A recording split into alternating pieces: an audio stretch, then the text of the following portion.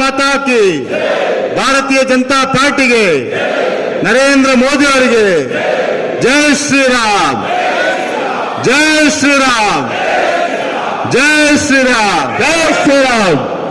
ಪುತ್ತೂರು ಮಂಡಲದ ಒಬ್ಬ ಕಾರ್ಯಕರ್ತನಿಗೆ ಅತ್ಯಂತ ಹೆಮ್ಮೆಯ, ಸಂಭ್ರಮದ ಮತ್ತು ಸಂತೋಷದ ಕ್ಷಣ ಇದು. ನಾನು ಈ ಸಂದರ್ಭದಲ್ಲಿ ಇದು ನನಗೆ ಖುಷಿ ಕೊಡಲಿಲ್ಲ ಅಂತ ಹೇಳಿದ್ರೆ ಅದು ನಾಟಕ ಆಗ್ತದೆ. 2024ರ ಲೋಕಸಭಾ ಚುನಾವಣೆ ಭಾರತೀಯ ಜನತಾ ಪಾರ್ಟಿಯ ಕಾರ್ಯಕರ್ತನಿಗೆ ಒಂದು ವಿಶೇಷವಾದ ಚುನಾವಣೆ. ಇಂಥ ವಿಶೇಷವಾದ ಕಾಲಘಟ್ಟದಲ್ಲಿ ಇಡೀ ಜನಮಾನಸ ನರೇಂದ್ರ ಮೋದಿ ಅವರನ್ನು ಒಪ್ಪಿಕೊಂಡಿರುವಂತಹ ಈ ಸಂದರ್ಭದಲ್ಲಿ ನರೇಂದ್ರ ಮೋದಿ ಅವರನ್ನ ಮತ್ತೊಮ್ಮೆ ಪ್ರಧಾನಮಂತ್ರಿ ಮಾಡಬೇಕನ್ನುವಂಥದ್ದು ಜನಮಾನಸದ ಸಂಕಲ್ಪ. ಅಂತಹ ಸಂಕಲ್ಪದ ಈ ಒಂದು ವಿಶೇಷವಾದ ಕಾಲಘಟ್ಟದಲ್ಲಿ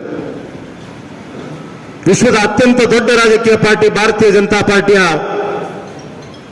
ಅತ್ಯಂತ ಪ್ರತಿಷ್ಠಿತವಾದಂತಹ ಲೋಕಸಭಾ ಕ್ಷೇತ್ರ ದಕ್ಷಿಣ ಕನ್ನಡ ಲೋಕಸಭಾ ಕ್ಷೇತ್ರದ ಅಭ್ಯರ್ಥಿಯಾಗಿ ನನಗೆ ಅವಕಾಶ ಸಿಕ್ಕಿರೋದು, ಪಾರ್ಟಿಯ ಹಿರಿಯರು ಈ ಜವಾಬ್ದಾರಿಯನ್ನು ನನ್ನ ಮೇಲೆ ಹೊರಿಸಿರೋದು, ಒಬ್ಬ ಕಾರ್ಯಕರ್ತನಾಗಿ ಅತ್ಯಂತ ಹೆಮ್ಮೆಯ ಕ್ಷಣ ಇದು. ಬಂಧುಗಳೇ, ನನಗೆ ಅಭ್ಯರ್ಥಿತನ ಘೋಷಣೆ ಆದ ನಂತರ ಪ್ರತಿ ದಿವಸ ಬರ್ತಾ ಇರುವಂತಹ ಫೋನ್ ಕಾಲ್ಗಳು, ಬರ್ತಾ ಇರುವಂತಹ ಶುಭಾಶಯದ ಕರೆಗಳು, ಶುಭಾಶಯದ ಮೆಸೇಜ್ಗಳು, ನನ್ನ ಜವಾಬ್ದಾರಿಯನ್ನು ನೆನಪಿಸುವಂತಹ ಹಿರಿಯರ ಕರೆಗಳು, ನಾನು ಹೋದಲ್ಲಿ ಬಂದಲ್ಲಿ ಹಾಕ್ತಾ ಇರುವಂತಹ ಶಾಲುಗಳು, ಮಾಲೆಗಳು, ತೋರಿಸ್ತಾ ಇರುವಂತಹ ಜನರ ಪ್ರೀತಿ, ಇದು ಯಾವುದೂ ನನಗಲ್ಲ ಅನ್ನುವಂಥ ಸ್ಪಷ್ಟವಾದ ಅರಿವು ನನಗಿದೆ. ಇದು ನನ್ನ ಸಂಘಟನೆಯ ಮೇಲೆ ತೋರಿಸ್ತಾ ಇರುವಂತಹ ಪ್ರೀತಿ, ನಮ್ಮ ಕಾರ್ಯಕರ್ತರ ಮೇಲೆ ತೋರಿಸ್ತಾ ಇರುವಂತಹ ಪ್ರೀತಿ, ನಮ್ಮ ವಿಚಾರಕ್ಕೆ ಜನ ಕೊಟ್ಟಿರುವಂತಹ ಮನ್ನಣೆ, ನಮ್ಮ ಹೆಮ್ಮೆಯ ನಾಯಕ ನರೇಂದ್ರ ಮೋದಿ ಮೇಲೆ ತೋರಿಸ್ತಾ ಇರುವಂತಹ ಪ್ರೀತಿ ಅನ್ನುವಂಥ ಸ್ಪಷ್ಟವಾದ ಅರಿವು ನನಗಿರ್ತದೆ ಮತ್ತು ಸದಾ ನನ್ನಲ್ಲಿ ಇರ್ತದೆ ಅನ್ನುವಂಥ ಒಂದು ಜವಾಬ್ದಾರಿಯುತ ಮಾತನ್ನು ಈ ಸಂದರ್ಭದಲ್ಲಿ ಹೇಳಲಿಕ್ಕೆ ಬಯಸ್ತಾ ಇದ್ದೇನೆ. ನಮ್ಮ ಪಾರ್ಟಿಯನ್ನು ಇವತ್ತು ಜನ ಒಪ್ಪಿದ್ದಾರೆ. ನಮ್ಮ ಪಾರ್ಟಿಯನ್ನು ಸಮಾಜದ ಎಲ್ಲ ವರ್ಗದ ಜನರು ಇವತ್ತು ಒಪ್ಪಿಕೊಂಡಿದ್ದಾರೆ. ಮಹಿಳೆಯರು ಒಪ್ಪಿಕೊಂಡಿದ್ದಾರೆ, ಯುವಕರು ಒಪ್ಪಿಕೊಂಡಿದ್ದಾರೆ, ಬಡವರು ಒಪ್ಪಿಕೊಂಡಿದ್ದಾರೆ, ರೈತರು ಒಪ್ಪಿಕೊಂಡಿದ್ದಾರೆ. ಅಂತ ಸರ್ವವ್ಯಾಪಿ ಸರ್ವಸ್ಪರ್ಶಿಯಾದಂತಹ ಒಂದು ಭಾರತೀಯ ಜನತಾ ಪಾರ್ಟಿಯ ಅಭ್ಯರ್ಥಿಯಾಗಿ ದಕ್ಷಿಣ ಕನ್ನಡದಂತಹ ಒಂದು ಪ್ರತಿಷ್ಠಿತ ಲೋಕಸಭಾ ಕ್ಷೇತ್ರದಲ್ಲಿ ಪ್ರತಿನಿಧಿಸಲಿಕ್ಕೆ ಸಿಗ್ತಾ ಇರುವಂತಹ ಈ ಅವಕಾಶ, ನಮ್ಮ ಸಂಘಟನೆಯನ್ನ ಪ್ರತಿನಿಧಿಸಲಿಕ್ಕೆ, ನಮ್ಮ ಜಿಲ್ಲೆಯನ್ನ ಪ್ರತಿನಿಧಿಸಲಿಕ್ಕೆ ಸಿಗ್ತಾ ಇರುವಂತಹ ಅವಕಾಶ ನನ್ನ ಪೂರ್ವ ಜನ್ಮದ ಪುಣ್ಯ, ತುಳುನಾಡಿನ ದೈವದೇವರ ಆಶೀರ್ವಾದ, ಕಾರ್ಯಕರ್ತರ ಪ್ರೀತಿ ವಿಶ್ವಾಸದಿಂದಲೇ ಸಾಧ್ಯ ಅನ್ನುವಂಥದ್ದನ್ನ ನಾನು ಈ ಸಂದರ್ಭದಲ್ಲಿ ಮತ್ತೊಮ್ಮೆ ನೆನಪಿಸಲಿಕ್ಕೆ ಬಯಸ್ತಾ ಇದ್ದೇನೆ. ಈ ಅರಿವು ನನಗೆ ಸ್ಪಷ್ಟವಾಗಿದೆ ಅನ್ನುವಂಥದ್ದನ್ನ ನಿಮ್ಮ ಮುಂದೆ ಅತ್ಯಂತ ವಿನೀತನಾಗಿ ಹೇಳಲಿಕ್ಕೆ ಬಯಸ್ತಾ ಇದ್ದೇನೆ. ಬಂಧುಗಳೇ, ನಾವೆಲ್ಲ ಒಂದು ನಿರ್ಣಾಯಕವಾದ ಕಾಲಘಟ್ಟದಲ್ಲಿದ್ದೇವೆ. 2024ರ ಚುನಾವಣೆ ಒಂದು ನಿರ್ಣಾಯಕವಾದ ಚುನಾವಣೆ. ಈ ಚುನಾವಣೆ ಈ ದೇಶದ ಭವಿಷ್ಯವನ್ನು ನಿರ್ಮಾಣ ಮಾಡುವಂತಹ ಚುನಾವಣೆ. ಈ ಚುನಾವಣೆ ಹಿಂದೂ ಸಮಾಜದ ಜಾಗೃತಿಯನ್ನು ಮಾಡುವಂತಹ ಚುನಾವಣೆ. ಈ ಚುನಾವಣೆ ಹಿಂದುತ್ವವನ್ನು ಈ ದೇಶದಲ್ಲಿ ಪ್ರತಿಷ್ಠಾಪನೆ ಮಾಡಲಿಕ್ಕಿರುವಂತಹ ಚುನಾವಣೆ. ಈ ಚುನಾವಣೆ ಹಿಂದೂ ಜೀವನ ಪದ್ಧತಿಗೆ ಇಡೀ ವಿಶ್ವದಲ್ಲಿ ಗೌರವ ಕೊಡಲಿಕ್ಕಿರುವಂತಹ ಚುನಾವಣೆ. ಈ ಚುನಾವಣೆ ದೇಶಭಕ್ತರ ಮತ್ತು ದೇಶ ವಿರೋಧಿಗಳ ಮಧ್ಯೆ ನಡೆಯುತ್ತಿರುವಂತಹ ಚುನಾವಣೆ.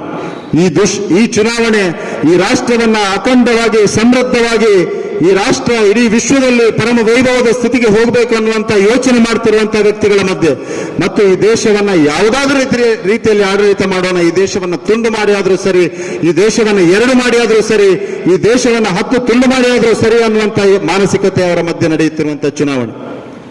ಇದು ಅತ್ಯಂತ ಸ್ಪಷ್ಟವಾಗಿ ನಮ್ಮ ಕಾರ್ಯಕರ್ತರಿಗೆ ಗೊತ್ತಿರಬೇಕು. ಈ ಚುನಾವಣೆ ಸಾಧಾರಣವಾದ ಚುನಾವಣೆ ಅಲ್ಲ. ಈ ಚುನಾವಣೆ ಯಾರನ್ನೋ ಒಬ್ಬನನ್ನ MP ಮಾಡ್ಲಿಕ್ಕಿರುವಂತಹ ಚುನಾವಣೆ, ಯಾರನ್ನೋ ಯಾವುದೋ ಒಂದು ಸರ್ಕಾರ ತರಲಿಕ್ಕಿರುವಂತಹ ಮಧ್ಯೆ ನಡೆಯುವಂತಹ ಚುನಾವಣೆ ಅಲ್ಲ. ಈ ಚುನಾವಣೆ ರಾಷ್ಟ್ರೀಯತೆಯ ಆಧಾರದಲ್ಲಿ ಬದುಕಬೇಕಾ, ಹಿಂದುತ್ವದ ಆಧಾರದಲ್ಲಿ ಬದುಕಬೇಕಾ, ಅಥವಾ ನಮ್ಮ ಸ್ವಾರ್ಥಕ್ಕೋಸ್ಕರ, ಕುಟುಂಬಕ್ಕೋಸ್ಕರ, ನಮ್ಮ ಕುಟುಂಬದ ಸ್ವಾರ್ಥಕ್ಕೋಸ್ಕರ, ಅಥವಾ ಅಧಿಕಾರ ಬರಲಿಕ್ಕೆ ಏನಾದರೂ ಮಾಡಿ ಯಾವುದೇ ಗ್ಯಾರಂಟಿಯನ್ನಾದರೂ ಕೊಟ್ಟು ಚುನಾವಣೆ ಮಾಡುವುದಾ ಅನ್ನುವಂಥ ಮಧ್ಯೆ ಇರುವಂತಹ ಒಂದು ಪ್ರಶ್ನೆಯ ಚುನಾವಣೆ.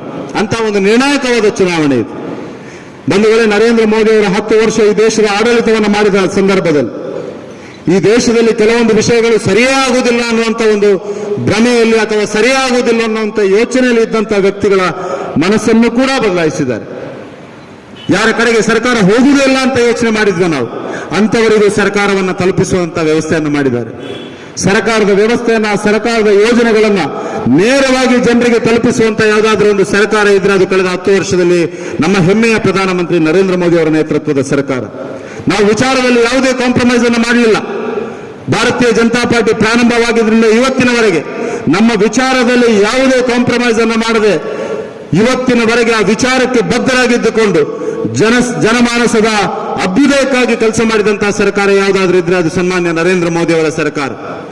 ಭಾರತೀಯ ಜನತಾ ಪಾರ್ಟಿಯ ಸರ್ಕಾರ ಈ ಮಣ್ಣಿಗೆ ಗೌರವ ಕೊಟ್ಟಂತಹ ಸರ್ಕಾರ. ಭಾರತೀಯ ಜನತಾ ಪಾರ್ಟಿ ಮಣ್ಣಿನ ಆಧಾರದಲ್ಲಿ ಈ ರಾಷ್ಟ್ರವನ್ನ ಕಟ್ಟಬೇಕು. ಈ ಮಣ್ಣಿನ ಸತ್ವದ ಆಧಾರದಲ್ಲಿ, ಹಿಂದುತ್ವದ ಆಧಾರದಲ್ಲಿ ರಾಷ್ಟ್ರವನ್ನ ಕಟ್ಟಬೇಕು. ಇಂದು ಜೀವನ ಪದ್ಧತಿ ಇಡೀ ವಿಶ್ವಕ್ಕೆ ಶಾಂತಿ ಸಾಬಾಳಿಯನ್ನು ಕೊಡಬಲ್ಲದು ಅನ್ನುವಂಥ ನಂಬಿಕೆಯನ್ನು ಇಟ್ಕೊಂಡಂತಹ ಕಾರ್ಯಕರ್ತರು ಒಟ್ಟು ಸೇರಿ ಕಟ್ಟಿದಂತಹ ಪಾರ್ಟಿ ಭಾರತೀಯ ಜನತಾ ಪಾರ್ಟಿ. ಅಂತ ಪಾರ್ಟಿ ಇವತ್ತು ಇಡೀ ಜನಮಾನಸ ಒಪ್ಪಿರುವಂತಹ ಸಂದರ್ಭದಲ್ಲಿ, ಜನ ಮನ್ನಣೆ ನೀಡ್ತಾ ಇರುವಂತಹ ಸಂದರ್ಭದಲ್ಲಿ, ಇಂಥ ಒಂದು ವಿಶೇಷವಾದ ಕಾಲಘಟ್ಟದಲ್ಲಿ ನಮ್ಮ ಪ್ರಧಾನಮಂತ್ರಿ ಇಟ್ಕೊಂಡಿರುವ ಸಂಕಲ್ಪ ಏನಿದೆಯಾ, ಈ ಬಾರಿ 400ಕ್ಕೂ ಹೆಚ್ಚು ಸ್ಥಾನಗಳನ್ನು ಪಡೆಯಬೇಕು ಅನ್ನುವಂಥ ಒಂದು ಸಂಕಲ್ಪವನ್ನು ಇಟ್ಕೊಂಡಿರುವಂತಹ ಸಂದರ್ಭದಲ್ಲಿ ನಾವೊಂದು ವಿಶೇಷವಾದ ಚುನಾವಣೆಯನ್ನು ಎದುರಿಸ್ತಾ ಇದ್ದೇವೆ. 2014ರಲ್ಲಿ ನಮ್ಮ ಪ್ರಧಾನಮಂತ್ರಿ ಬಂದು ಚುನಾವಣೆಯನ್ನು ಎದುರಿಸ್ತಾ ಇರುವಂತಹ ಸಂದರ್ಭದಲ್ಲಿ 272 ಸ್ಥಾನಗಳನ್ನು ನಾವು ಪಡಿತೇವೆ ಅಂತ ಎಲ್ಲ ಕಡೆಯಲ್ಲಿ ನಾವು ಹೋಗಿ ಹೇಳಿದೆವು. ನಮಗೆ ಹೆಚ್ಚು ಜನರಿಗೆ ಸಂಶಯ ಆಗಿತ್ತು. ಭಾರತೀಯ ಜನತಾ ಪಾರ್ಟಿ 180 ಯಾವತ್ತು 180ಕ್ಕಿಂತ ಜಾಸ್ತಿ ಸ್ಥಾನಗಳನ್ನು ಪಡೆದಿರಲಿಲ್ಲ. 272 ಸಾಧ್ಯವಾ ಅನ್ನುವಂಥ ಪ್ರಶ್ನೆ ಇತ್ತು. ದಕ್ಷಿಣ ಭಾರತದಲ್ಲಿಲ್ಲ, ಪೂರ್ವದಲ್ಲಿಲ್ಲ, ಈ ರೀತಿಯ ಮಾತುಗಳ ಪತ್ರಿಕೆಯವರು ಹೇಳಿದ್ರು, ಪೊಲಿಟಿಕಲ್ ಪಂಡಿತ್ಗಳು ಹೇಳಿದ್ರು. ಆದರೆ ಒಟ್ಟಾಗಿ ಒಂದಾಗಿ ಸಂಕಲ್ಪ ಮಾಡಿದರೆ ಜನಮಾನಸದ ಮಧ್ಯೆ ಅವರು ಹೋಗಿರುವ ಕಾರಣಕ್ಕೆ, ಧರ್ಮದ ಹಾದಿಯಲ್ಲಿ ನಡೆದಿರುವ ಕಾರಣಕ್ಕೆ, ವಿಚಾರದ ಬಗೆಗಿನ ಅವರ ಸ್ಪಷ್ಟತೆಯ ಕಾರಣಕ್ಕೆ, ವಿಚಾರದ ಬಗೆಗಿನ ಅವರ ಬದ್ಧತೆಯ ಕಾರಣಕ್ಕೆ, ಜನರ ನೋವನ್ನು ಅಳಿಸುವಂತಹ ಪ್ರಾಮಾಣಿಕ ಪ್ರಯತ್ನವನ್ನು ಅವರು ಮಾಡಿರುವ ಕಾರಣಕ್ಕೆ ಇವತ್ತು ಜನ ನರೇಂದ್ರ ಮೋದಿಯನ್ನು ಒಪ್ಪಿದ್ದಾರೆ. 2019ರ ಚುನಾವಣೆ ಬಂದ ಸಂದರ್ಭದಲ್ಲೂ ನಾವು 300 ಕ್ರಾಸ್ ಮಾಡ್ತೇವೆ ಅಂತ ಹೇಳುವಾಗ ಸಂದರ್ಭದಲ್ಲಿ ಸಾಧ್ಯವ 272 ಮ್ಯಾಕ್ಸಿಮಮ್ ಅನ್ನುವಂಥದ್ದನ್ನು ಹೇಳಲಿಕ್ಕೆ ಪ್ರಾರಂಭ ಮಾಡಿದ್ರು. ಎಲ್ಲಿ ಜಾಸ್ತಿ ಬರಬಹುದು? ರಾಜಸ್ಥಾನದಲ್ಲಿ ಪೂರ್ತಿಯಾಗಿದೆ, ಗುಜರಾತ್ನಲ್ಲಿ ಜಾಸ್ತಿ ಆಗಿದೆ, ಯುಪಿಯಲ್ಲಿ 72 ಬಂದಿದೆ, ಮಧ್ಯಪ್ರದೇಶದಲ್ಲಿ ಅಷ್ಟು ಬಂದಿದೆ. ಎಲ್ಲ ಮಾತುಗಳನ್ನು ಜನ ಆಡ್ಲಿಕ್ಕೆ ಪ್ರಾರಂಭ ಮಾಡಿದ್ರು. 303 ಸ್ಥಾನಗಳನ್ನು ನಾವು 2019ರ ಚುನಾವಣೆಯಲ್ಲಿ ಪಡೆದಿದ್ದೇವೆ.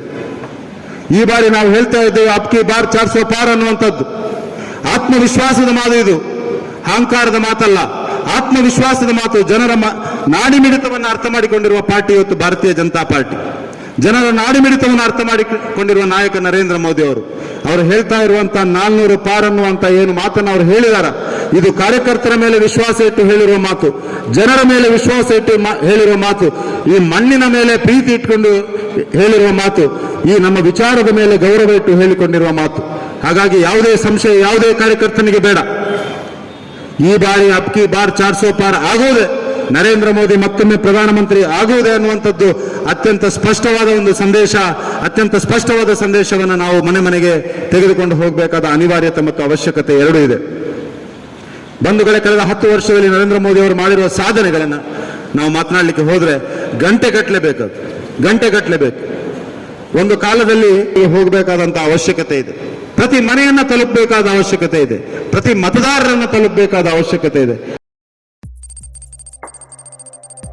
ವಸ್ತುನಿಷ್ಠತೆ, ವಿಶ್ವಾಸಾರ್ಹತೆ, ನಿಖರತೆಗಾಗಿ ನೋಡ್ತಾ ಇರಿ ನ್ಯೂಸ್ ಪುತ್ತೂರು, ಜನಮನದ ಪ್ರತಿಧ್ವನಿ.